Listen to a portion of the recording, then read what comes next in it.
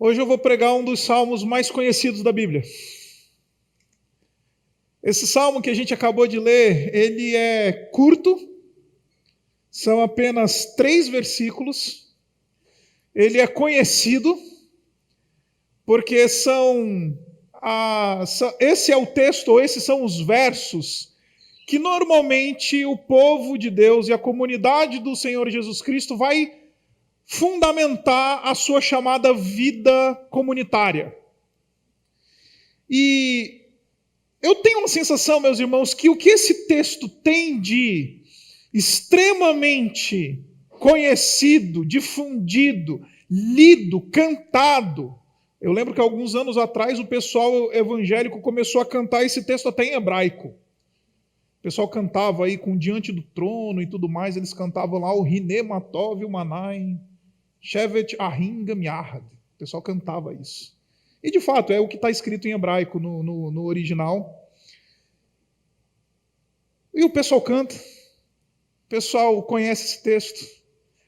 Mas eu tenho a sensação de que muitos de nós não conseguimos alcançar tudo aquilo que o texto está falando acerca da união dos irmãos, acerca da comunidade do Senhor Jesus Cristo.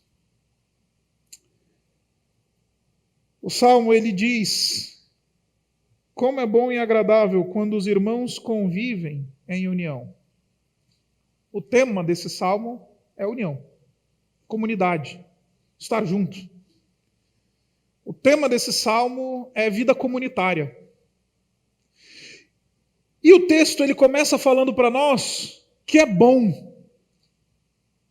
E esse bom aqui, gente, ele não é um bom só de, é legal, é bacana. A mesma expressão que o autor salmista, ele está usando aqui, é a expressão que aparece no Gênesis, quando Deus diz assim: não é bom que o homem esteja só. Se não é bom que o homem esteja só, é bom que os homens vivam em união. O único momento em que Deus, ele avaliou de maneira negativa a sua boa criação foi quando ele viu a solidão do homem no jardim antes de criar Eva. E aí ele avaliou todas as coisas que ele tinha feito, viu Deus, tudo quanto fizera era muito bom. Só que aí ele olha para a solidão do homem, do primeiro homem Adão, e ele diz: não é bom. Se não é bom que o homem esteja só, é bom que os irmãos vivam em união, vivam juntos. Por isso que o título desse sermão é Nossa Urbana. Essa foi a hashtag que o pessoal da comunicação da nossa igreja criou para que a gente pudesse se juntar aí virtualmente. No sentido de que, embora não estejamos unidos fisicamente, presencialmente, nós estamos unidos como comunidade, virtualmente, e aí a gente criou, o pessoal da comunicação da nossa igreja criou essa hashtag Nossa Urbana. E com Nossa Urbana a gente está querendo dizer isso, é bom. A gente está querendo reverter o movimento da pandemia. Porque, meus irmãos, o movimento da pandemia é um movimento de separação. A pandemia teve esse poder de nos separar, de nos colocar isolados dentro do quarto escuro, dentro de casa, a gente não sai mais de casa. E a gente precisa lembrar que, apesar da pandemia, apesar das forças vetoriais da pandemia serem no sentido de nos separar, a Escritura está dizendo: é bom estar junto. Eu fiquei muito feliz de ver alguns rostos aqui que fazia já algum tempo que eu não via. É gostoso estar junto. É bom estar junto. É por isso, meus irmãos, que a solidão nos machuca, é por isso que nesse período de pandemia as doenças da alma se proliferaram. A gente está tentando resguardar o corpo do vírus, e na tentativa de resguardar o corpo do vírus, a gente expôs as doenças da alma do quarto escuro. Outro dia estava lendo algumas reportagens que citam aí o Conselho Regional de Psicologia e etc.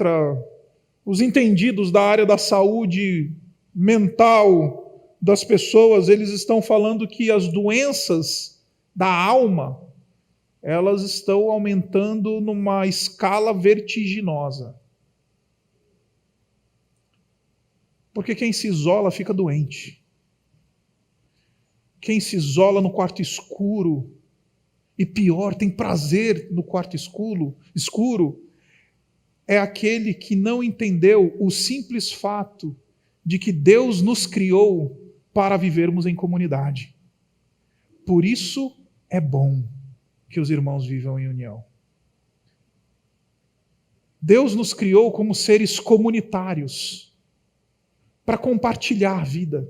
É por isso que esse negócio de rede social é um negócio que dá muito certo, e o Mark Zuckerberg ficou bilionário, explorando um ímpeto da nossa constituição humana, que é o de compartilhar a vida. Nós não fomos criados para o isolamento, nós fomos criados para a comunhão. Nós não fomos criados para o quarto escuro, nós fomos criados para a comunidade. Porque visto que nós temos um Deus que é uma comunidade, Pai, Filho e Espírito Santo, que existem comunitariamente de maneira perfeita, nós fomos criados para a comunidade. É por isso que a gente não gosta de ficar junto, é por isso que a gente quer casar, é por isso que a gente quer estar com os amigos, é por isso que a gente quer apertar aquele botãozinho lá, compartilhar. Porque há em nós um senso inato de busca por vida comunitária. Há em nós, fomos criados por Deus para sermos seres comunitários. Por isso que Deus olha para a solidão do homem e fala: isso não reflete quem eu sou. Deus olha para o primeiro homem sozinho no jardim e ele fala: isso não está sendo um espelho perfeito de quem eu sou. Vou fazer a mulher. E eles vão viver comunidade. E aí eles vão conseguir entender o que significa ser um Deus triuno. É bom estar junto, porque quando a gente está junto é que a gente sabe quem é Deus. A gente consegue experimentar um pouquinho do que é servir um Deus triuno, comunitário. Por isso que Deus trabalha em termos comunitários. Deus não trabalha de maneira por meio do isolamento. No Antigo Testamento, no período da Antiguidade antes de Cristo, Deus trabalhou por meio de uma nação, comunidade. Depois da cruz, por meio de uma comunidade chamada igreja. Por isso é bom que os irmãos convivam em união. Eu gosto muito da tradução que os tradutores da Nova Versão Internacional trouxeram para esse versículo, porque ele fala: convivam. Coexistência, convivência é diferente de existência e vivência. É a vida compartilhada. Coexistência é a existência conjunta, coligada. É a existência de unidade pactual. Porque nosso Deus, ele é um Deus que odeia a solidão. Por isso ele nos chama para viver em comunidade, para que possamos conviver. É bom que os irmãos convivam em união. É bom, porque Deus odeia a solidão. Deus odeia o quarto escuro. Deus odeia a síndrome do pânico. Deus odeia as doenças da alma, porque Ele não nos criou para elas. Deus nos criou para andarmos em comunidade. Por isso, quero propor para você, em primeiro lugar, que a comunhão dos santos, a comunhão da igreja, ela é boa, ela é própria, ela é peculiar aos crentes. Aqueles que confessam o Senhor Jesus como seu suficiente Salvador, eles têm uma vocação para andar e viver em comunidade. Não existe individualismo na experiência cristã. Não existe espaço para dizer meu corpo, minhas regras, minhas propriedades, meus diplomas, meu dom e meu talento, aquilo que eu faço. Se isso não é para ser compartilhado, você não entendeu o que é ser cristão.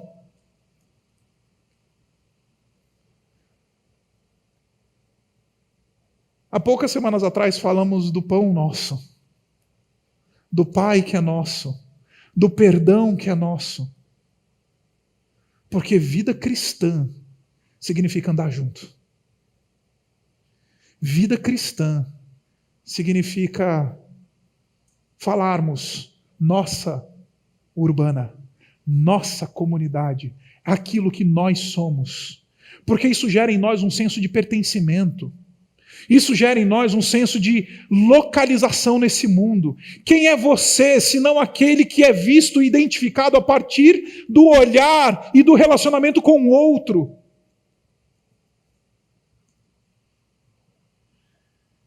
A gente vive uma época em que a gente deriva a nossa identidade a partir de nós mesmos ou das coisas que nos servem.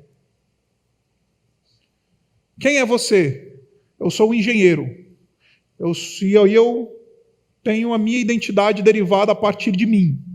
A minha formação, os meus dons, os meus talentos, as minhas habilidades. Eu derivo a minha identidade a partir do que eu sou ou a partir daquilo que eu tenho e desfruto. Na experiência cristã, a nossa identidade como povo de Deus ela é derivada da comunidade. Eu só posso dizer que sou genuinamente, verdadeiramente comprometido com o Senhor Jesus Cristo se eu faço parte do povo. Porque é bom que os irmãos vivam em união. É peculiar, é particular. Isso é traço determinante do povo de Deus, unidade. No mundo de fragmentação, o testemunho da igreja unida é um testemunho redentor, de redenção. Nesse mundo em que o pessoal troca de relacionamento igual troca de roupa e joga fora copo descartável. Relações afetivas construídas no seio da comunidade de Cristo, profundas e duradouras, gritam para esse mundo desesperado que não sabe o que é amor, não sabe o que é unidade, não sabe o que é comunidade. É bom, porque Deus está ali.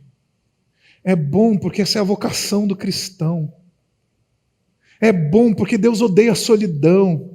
É bom porque Deus não nos destinou para o quarto escuro e o isolamento. Deus nos destinou para a comunidade e a vida comunitária. Agora, o texto não diz só que isso é particular e peculiar ao cristão. Ele diz para a gente que isso daqui é prazeroso. E aqui eu preciso ser delicado no que vou falar. Essa expressão que o versículo 1 traz para nós, que diz que é bom e agradável, é uma expressão extremamente sensorial no Antigo Testamento. Essa expressãozinha, essa mesma expressão, ela aparece lá no livro de Cantares, de Salomão.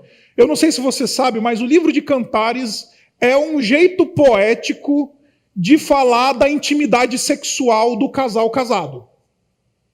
E lá no capítulo 1, versículo 16, você tem a Sulamita falando do prazer sexual que ela tem com o seu marido e do leito do casal como um ambiente de profundo prazer.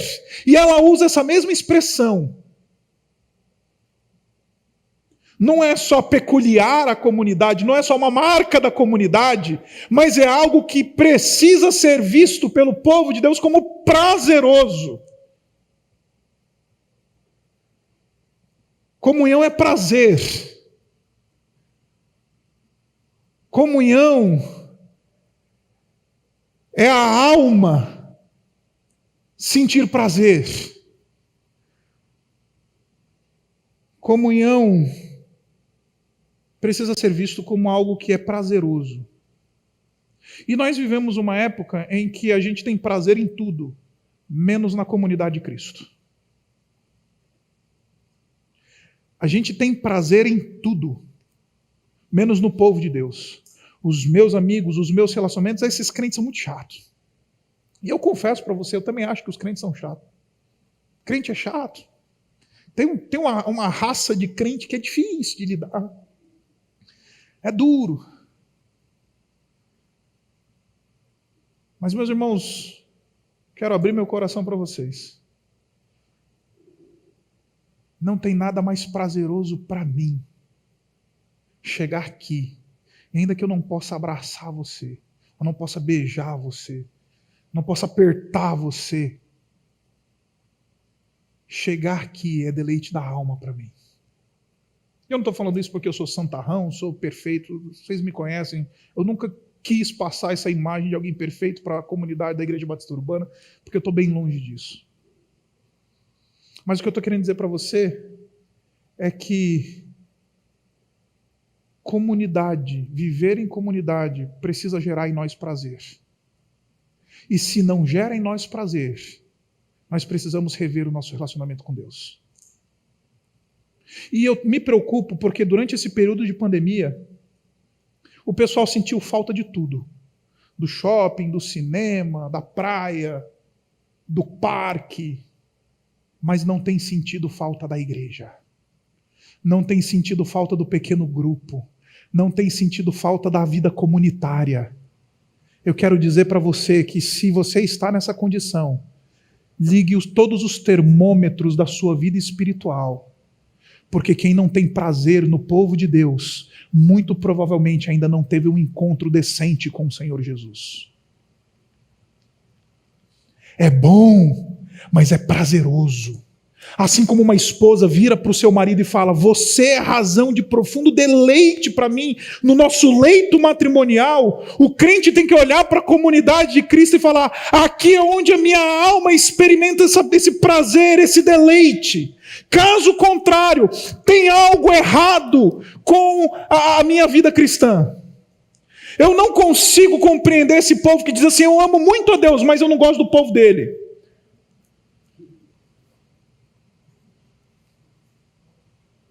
Eu amo muito a Deus. Sabe o fenômeno dos desigrejados? O fenômeno dos desigrejados é isso.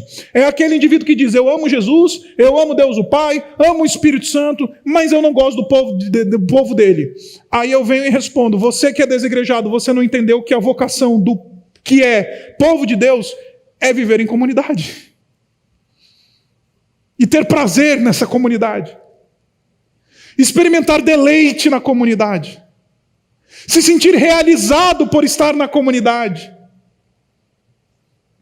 Depois da minha casa, esse é o lugar que precisa ser o lugar onde mais encontro o deleite da alma. Caso contrário, a minha vida cristã é fake. A minha vida cristã é de Instagram. A minha vida cristã é um marketing jogado para fora de um coração pútrido dentro. É bom e é agradável. É prazeroso. É algo que precisa me produzir ternos afetos. Precisa mexer com as minhas entranhas. E aqui eu quero falar uma coisa que vai pegar para os reformodas. O que são os reformodas? É aquela turminha que descobriu a tradição reformada outro dia e está na jaula. Os reformodas, que são diferentes dos reformados, os reformodas, eles são aqueles indivíduos que eles gostam de arrotar que vida cristã ela é cerebral, é sobre crer, é sobre confessar. E de fato, vida cristã também é isso. Mas vida cristã também é sentir. A vida cristã é visceral. É sobre ter prazer na presença do Senhor também. É sobre chegar nesse lugar e não só ouvir alguma coisa que enche a minha cabeça, mas que mexe com o meu coração. E a gente vive uma época de uma explosão do chamado movimento reformado no Brasil, em que a gente quer ir para a igreja e a gente só quer ouvir um negócio para nossa mente, que a gente vai falar, puxa vida, você viu o pastor falar um negócio que eu nunca tinha visto no texto. Mas não quer chegar aqui e ter o coração cortado pela palavra de Deus, experimentar os afetos da fé cristã, experimentar o prazer e o deleite da alma que a fé cristã proporciona para aquele que se encontrou verdadeiramente com Deus. E uma coisa não anula a outra. Ser alguém profundamente apaixonado pela Escritura, ser alguém que confessa doutrinariamente, ser alguém correto do ponto de vista teológico, não significa que eu não possa ter prazer na comunidade, que eu não possa ter os meus afetos mexidos pela comunidade, que o ambiente comunitário não me faça arrepiar, que o ambiente comunitário não me faça chorar, que o ambiente comunitário não me faça rir. É prazeroso, porque a fé cristã não é só para a nossa cabeça, também é para o nosso coração. Amarás, pois, o Senhor teu Deus de todo o teu coração e de toda a tua alma e teu entendimento. São as duas coisas. Só que a gente vive esse momento que a igreja é frio, calculista, racional, robótico. Não. É bom e agradável. As minhas entranhas precisam ser mexidas pelo Evangelho. Os meus afetos precisam ser tratados pelo Evangelho. As minhas afeições precisam ser tratadas pelo Evangelho. Se eu chegar aqui e só encher a minha cabeça e não tiver o meu coração movido pelo Espírito de Deus, tem alguma coisa errada, porque a comunhão dos santos, ela também é para dar prazer. Deleite da alma, é bom e agradável.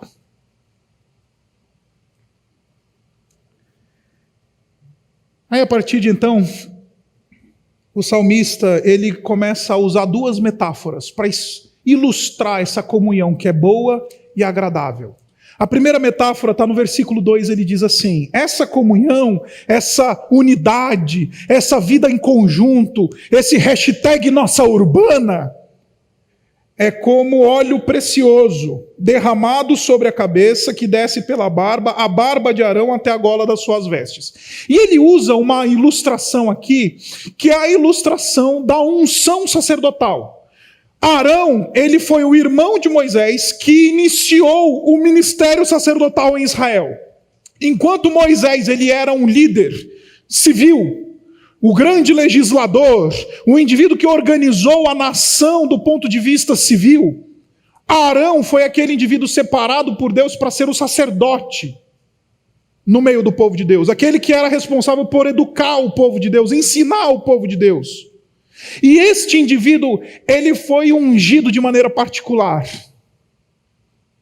E é interessante que o salmista ele vai buscar essa cena para ilustrar a comunhão. Ele vai falar, é uma solenidade em primeiro lugar. Eu não sei se você já teve a oportunidade de experimentar ou participar de um culto de ordenação. Recentemente nós tivemos um culto de ordenação aqui. E aí a gente pegou o Bruno e o Jefferson, que foram ordenados ao ministério pastoral, eles se ajoelharam e nós impusemos as mãos sobre eles, consagrando esses irmãos para o ministério pastoral. Hoje a gente substitui a imposição das mãos, o óleo pela imposição das mãos, porque o Novo Testamento nos diz que os apóstolos eles impuseram as mãos sobre os pastores e os presbíteros da igreja neotestamentária. A gente não tem um costume de usar óleo. Não é pecado usar óleo, tem igrejas que usam óleo, mas nós seguimos o direcionamento neotestamentário. Mas no antigo Israel, quando alguém estava sendo separado para uma determinada obra, estava sendo separado para um exercício ministerial, este indivíduo era ungido com este óleo precioso. Era uma solenidade, era algo que me impunha nas pessoas, uma cerimônia que impunha reverência.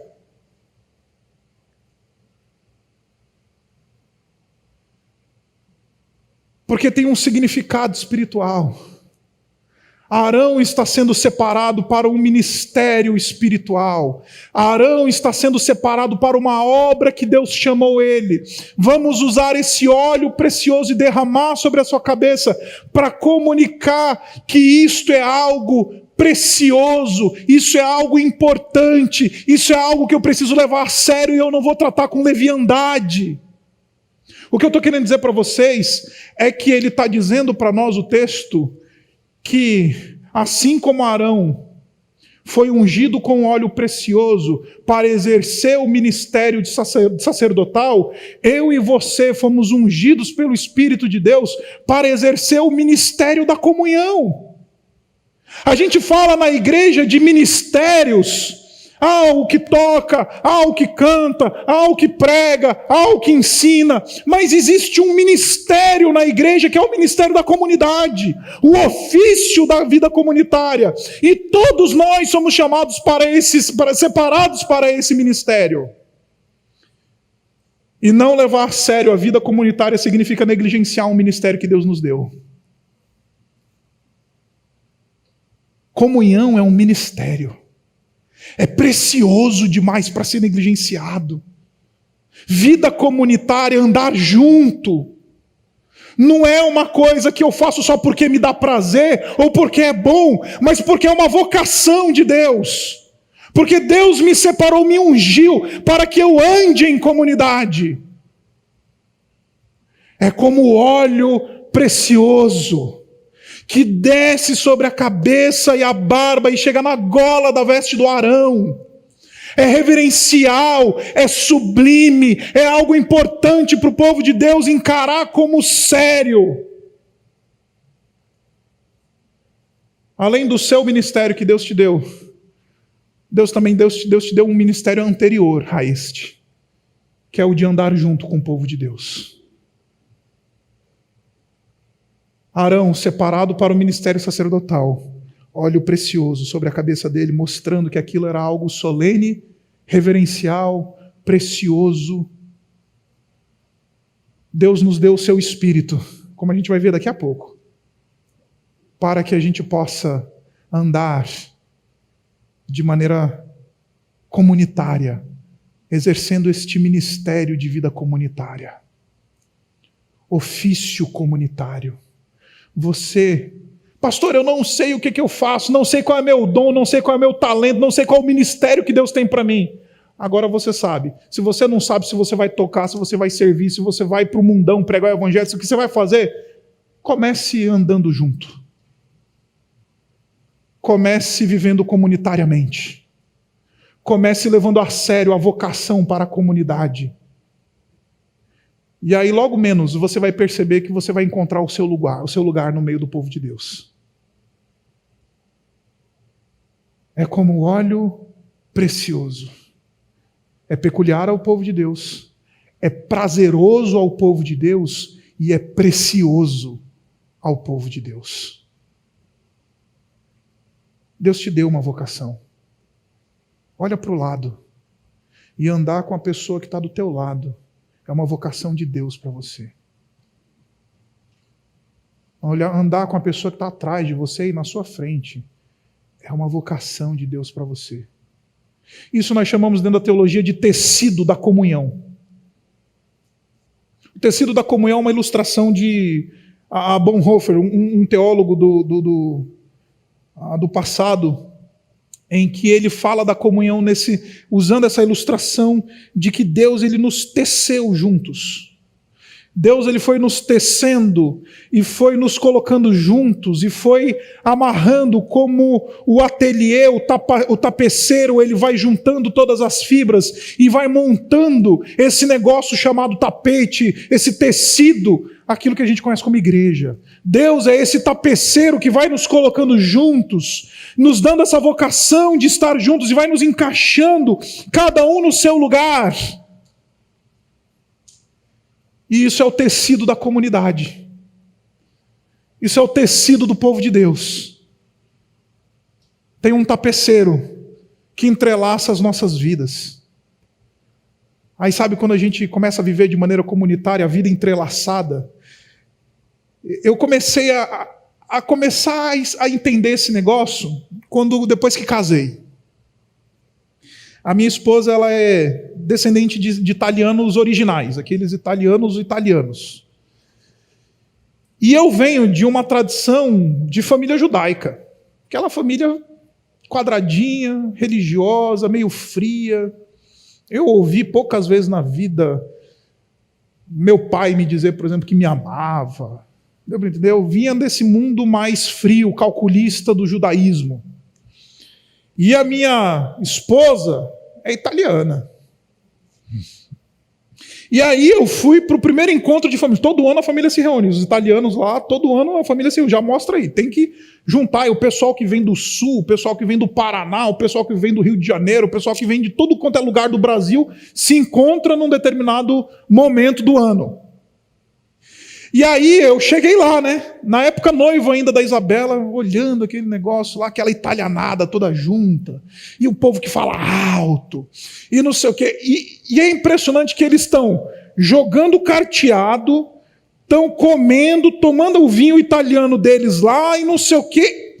E ao mesmo tempo eles estão discutindo a política do Bolsonaro, estão falando do casamento da pessoa que está lá, da família que está passando por um problema, cuidando da vida do outro, tudo ao mesmo tempo.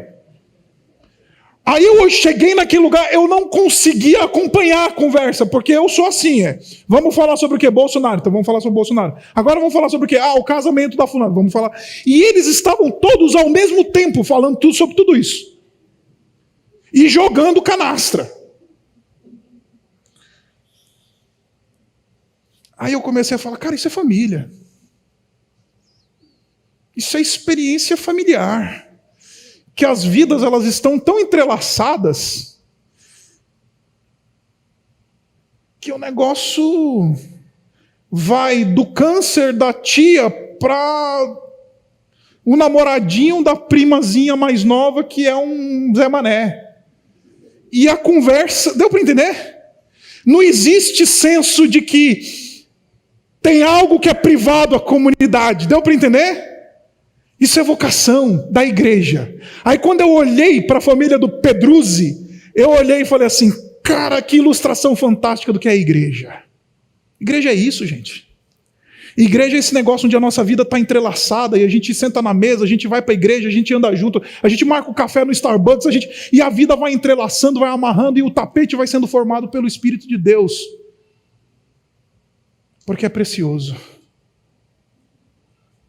É peculiar ao povo de Deus. É prazeroso ao povo de Deus. É precioso, porque é uma vocação de Deus para nós. E em último lugar, é produtivo. O versículo 3, ele apresenta a segunda metáfora do texto. E ele diz que essa comunhão, essa comunidade, ela é como o orvalho do Hermon, que desce sobre os montes de Sião. E deixa eu explicar para você o que é isso daqui. Se você nunca esteve ali na Palestina, na terra chamada Santa, que a gente fala,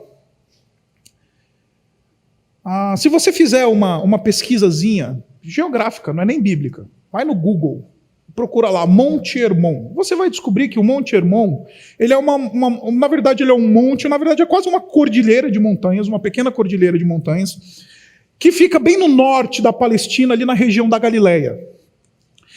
E o que é particular ao Monte Hermon é que o Monte Hermon ele é uma montanha de picos nevados.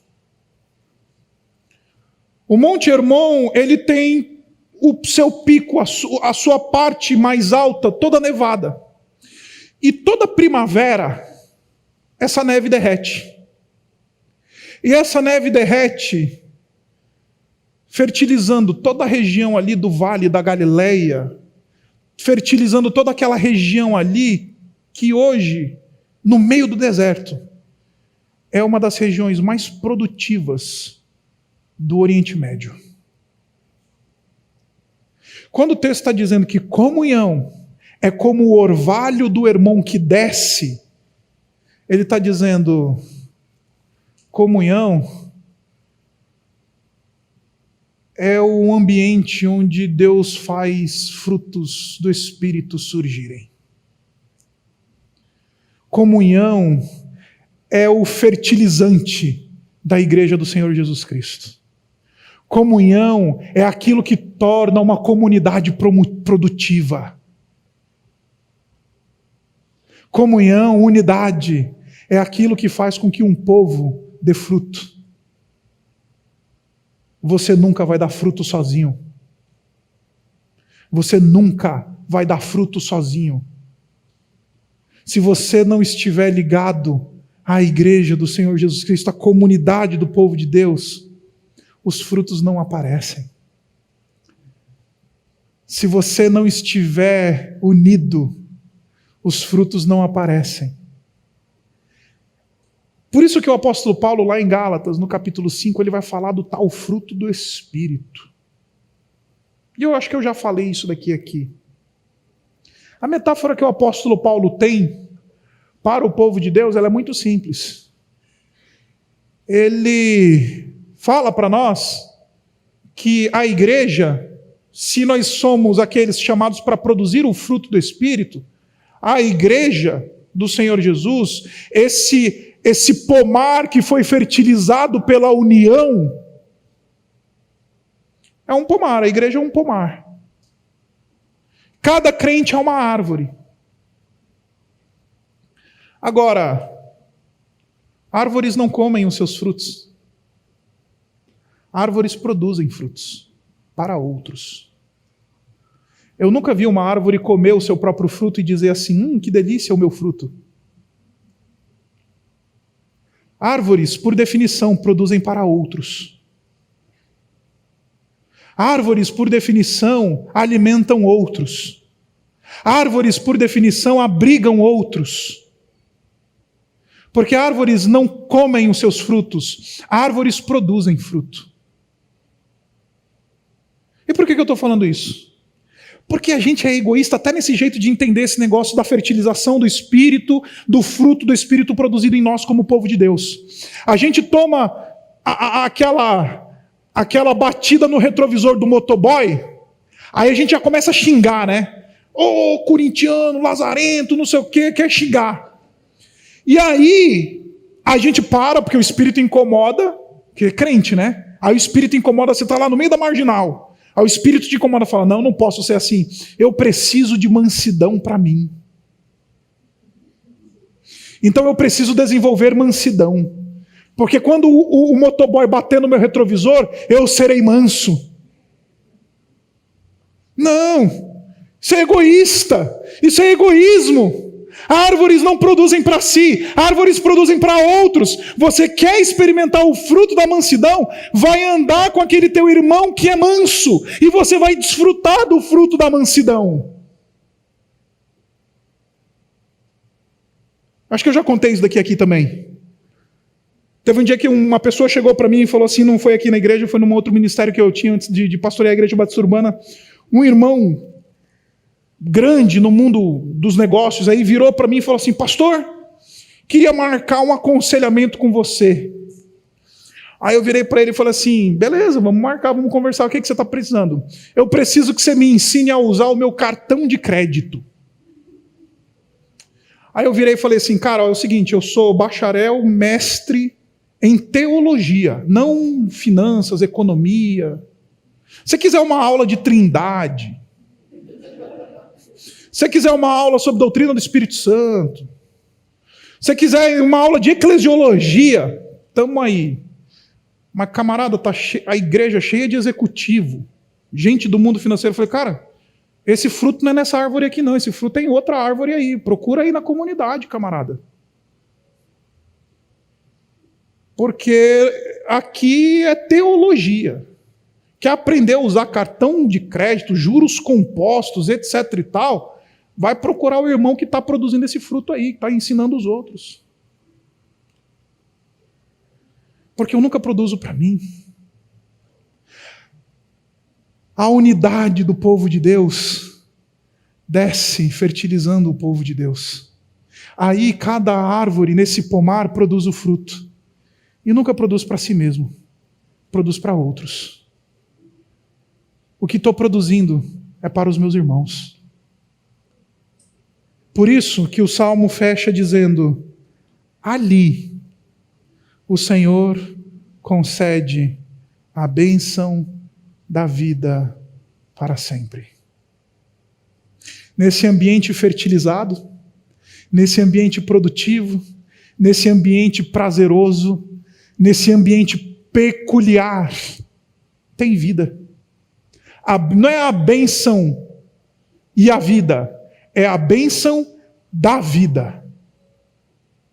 Em outras palavras, é neste ambiente que a gente encontra a vida de verdade. E nesse mundo de pandemia, o pessoal está procurando vida. Porque são mais de 150 mil mortos. Nesse mundo de pandemia e de isolamento, o pessoal está procurando vida. Se vida estivesse à venda nas farmácias, teria fila na porta da farmácia, na porta do supermercado. Se vida estivesse à venda num mundo quebrado por uma pandemia e por morte, esses lugares eles estariam apinhados de gente. Porque o que a gente quer, em última análise, é vida. Deus está dizendo: você quer experimentar o máximo que a vida tem para te oferecer? Anda de maneira comunitária. Leva a sério a tua vocação para estar junto. Não troca o domingo pela praia, pelo parque. Não negligencie. Está inseguro. Esse tempo de pandemia tem sido muito interessante para ver a hipocrisia dos crentes, que dizem: é inseguro ir para a igreja, mas está na praia, está no restaurante, está no shopping. É inseguro ir para a igreja,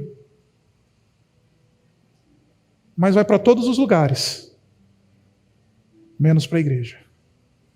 Aí depois não sabe por que a vida está ruim.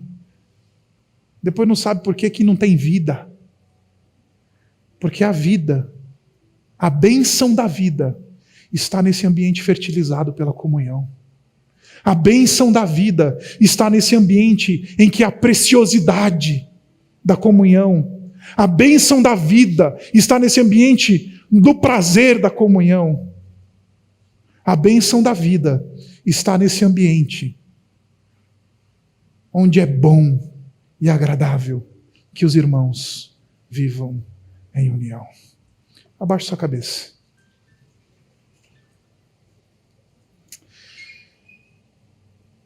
Pai, como negligenciamos a Tua convocação para andarmos juntos? Como negligenciamos o nosso ofício para viver em comunidade? Como não levamos a sério o que o Senhor planejou para nós? Por isso nos arrependemos e pedimos perdão porque não valorizamos o desenho da vida em comunidade. Pai, coloca em nós um senso de profunda dedicação à vida unida do Teu povo. Que a gente possa experimentar isso. Que o nosso coração seja mexido pela unidade. Que os sorrisos, os abraços, os apertos de mão, eles sejam instrumentos Teus para nos transformar. Nos lembra, Pai, que fomos convidados por Ti para experimentar vida de família, comunitária, juntos, andando. Obrigado porque solidão não faz parte dos Teus planos para nós. Obrigado porque é precioso, é produtivo, é peculiar ao Teu povo e é absolutamente prazeroso andar no meio do Teu povo, desfrutar de comunhão. Por isso, Pai, estamos aqui E queremos reafirmar o nosso compromisso de vivermos de maneira comunitária, tendo as nossas vidas entrelaçadas pelo Teu Espírito. E que possamos, mais do que publicar nossa urbana, viver nossa urbana. Mais do que um post na internet, seja um estilo de vida do Teu povo. Seja um compromisso, seja um pacto, seja uma aliança. E que ali o Senhor decrete a bênção da vida para sempre. Nós oramos assim no nome do Senhor Jesus. Amém.